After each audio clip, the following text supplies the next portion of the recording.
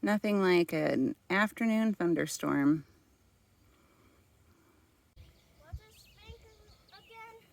Good morning. We took a very short side trail to Wind Rock, which has really phenomenal views. Of course, here's Amelia sitting on the edge and Charlotte a little bit safer off trail. Hi, Matthew. Pretty beautiful views, especially of the spots of clouds.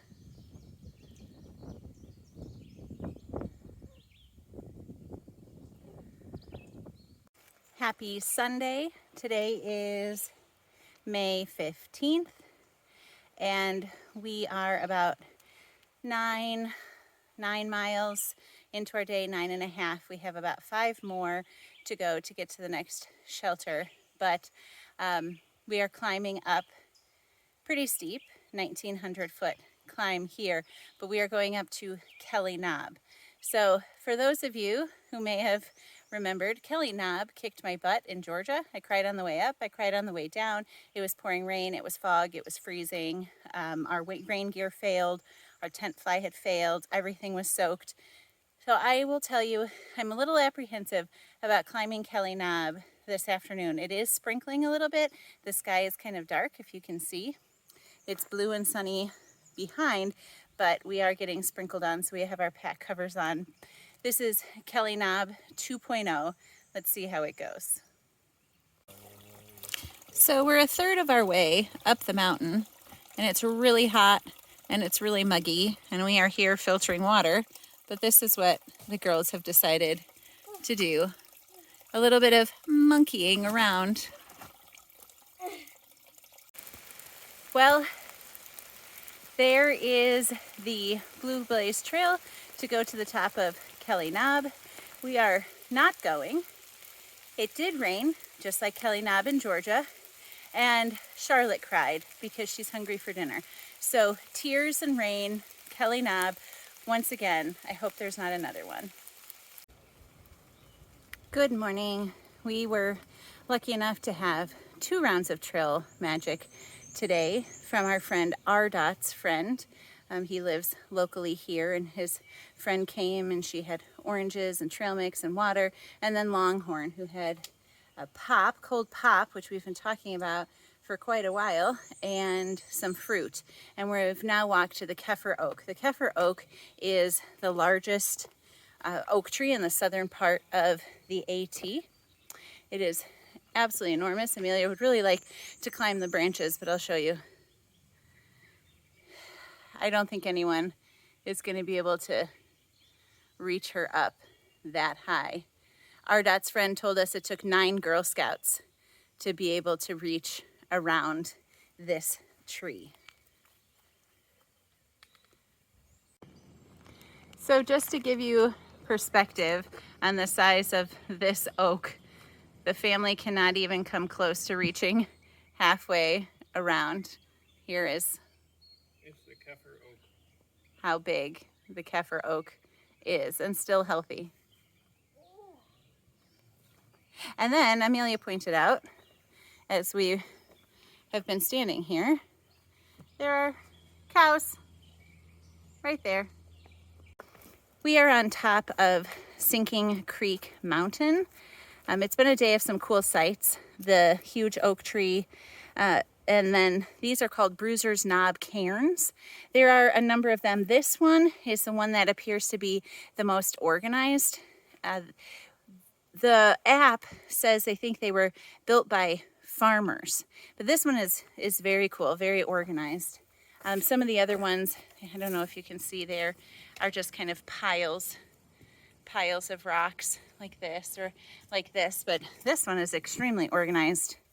But the climb up Sinking Creek Mountain wasn't awful, but it wasn't easy.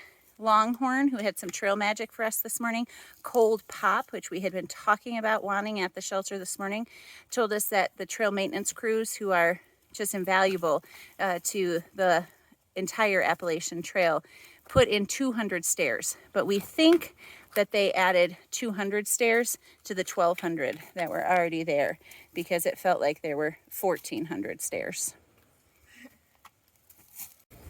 We will actually be walking by these cairns for a mile, which I didn't realize. And so we have found some more that are very organized. It looks on our app like we're gonna pass one that's enormous, almost the size of a house. So I'm excited to see that one.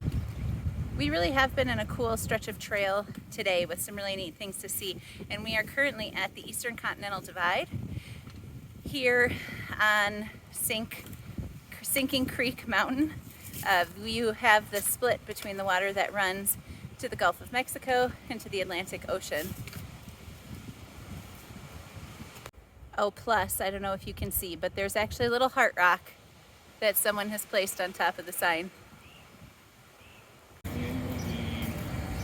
Like certified, have hands laid upon them or whatever, or do you use as storage? That just complicates things. Wait.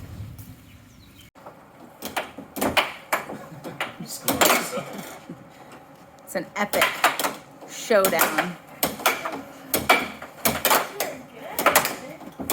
Oh! Oh! All right. Oh! If you get a point, you get to put it on there. That's right. That's right. We are working on our air mattresses. We have 2 with leaks. We've already found on this one. We will try to patch them in the morning. How many did you find on this one? 1 so far. Matthew's has been leaking almost since he got it, and Amelia's just for like the last week or so. Amelia's is like structural, which is how it's made. So you put it in the water and you see where the bubbles are, and then you know where the leaks are, and then you try to patch them. So Amelia and I just finished our climb and found a what? A rock. A rock. All right, show us your rock. It looks like mountain peaks. And we are also sitting on a bench. We love benches. And Amelia, what do you say about benches? You can't not sit on a bench. You can't not sit on a bench. All right, Charlotte, your turn to sit on the bench. It's been a dry few miles, and we've all been wanting water. So we're crossing this stream. The girls are collecting water, and Matthew and I are filtering it. Amelia has gotten really, really good with creative thinking and problem solving in finding us water. She calls herself the water whisperer, and she can help us to find a better place to catch the water. So it's a cool skill, and it's fun to watch her enjoy doing it. On our way to Dragon's Tooth, about 2.5 miles away, and we have hit our next 100-mile mark. I will say this last 100 miles has been really tough. And I think we thought we would be just flying through these miles 100 a week. But VA don't play. It's been hard. This climb to Dragon's Tooth is exciting. We're really looking forward to seeing it, but we're excited to be here. It was a long day with climbs today, but we have made it to Dragon's Tooth. Amelia is so excited. She would love to be able to climb as much of it as she can.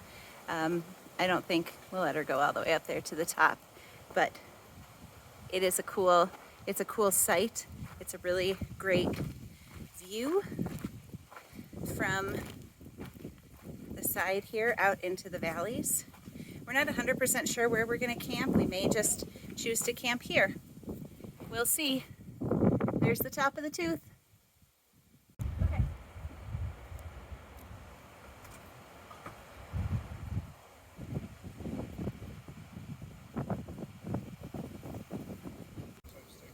So we have decided to camp at Dragon's Tooth.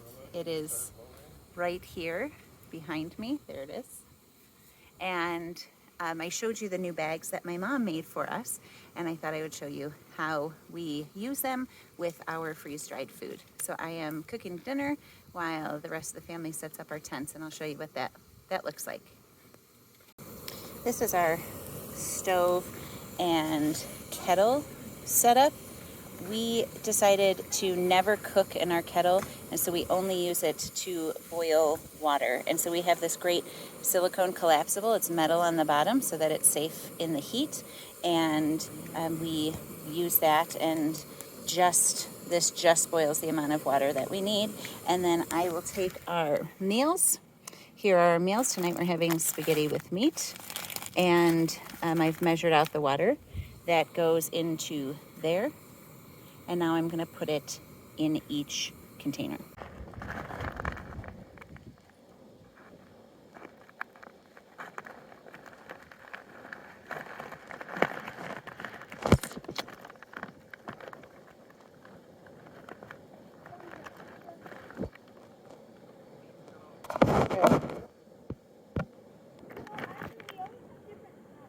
Now I'm going to take a bag.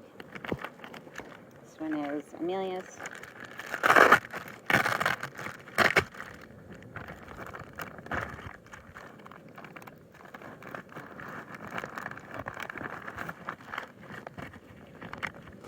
Put this in here.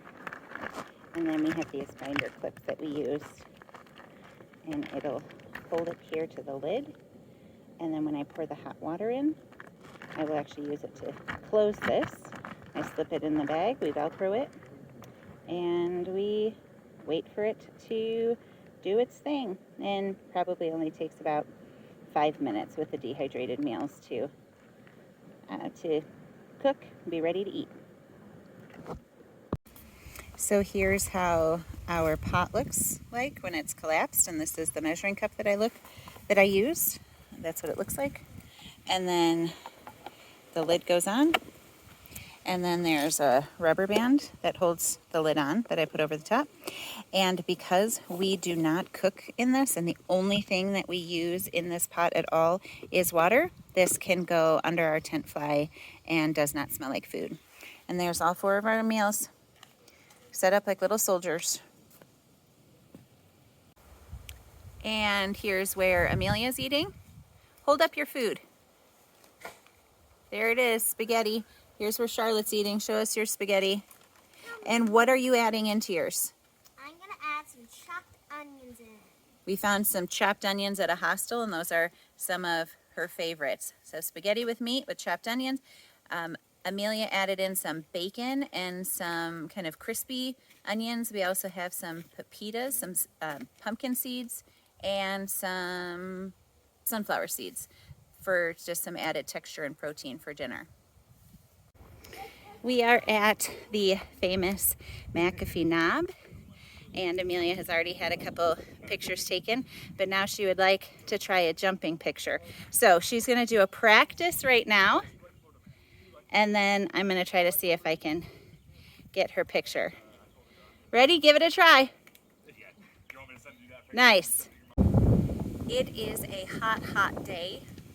The high was supposed to be around 91. We met a ridge runner this morning named Bill, who said that this is a record for May temperatures, that hopefully it'll get down to the 70s again next week. But we have decided to do the last 2 of the Virginia Crown today. I'm sweating into my eyes. So that we can go into Daleville tonight and sleep in a hotel. Our tent was really hot last night, and setting it up, even if it's in the low 80s, the tent will be so hot. So we did McAfee Knob this morning, and that was super, super fun and a huge bucket list checked off for me. And now we are walking to Tinker Cliffs, and there's this really cool rock formation back here. But I think there's some really good sights at Tinker Cliff. So the 3rd of the Virginia Triple Crown done in about 0.1 miles. We have been walking Tinker Cliffs. Some people say the views are better than at McAfee Knob, but I wanted to show you this. It's like a natural little tunnel through the rock there, but it's a beautiful place with some really beautiful overlooks down across the mountains. Happy anniversary, Matthew. Happy anniversary. 16 years today, though we told someone at McAfee Knob we'd been married for 60 years. I didn't appreciate that. Here's a view of the cliffs. Here's some more cliffs.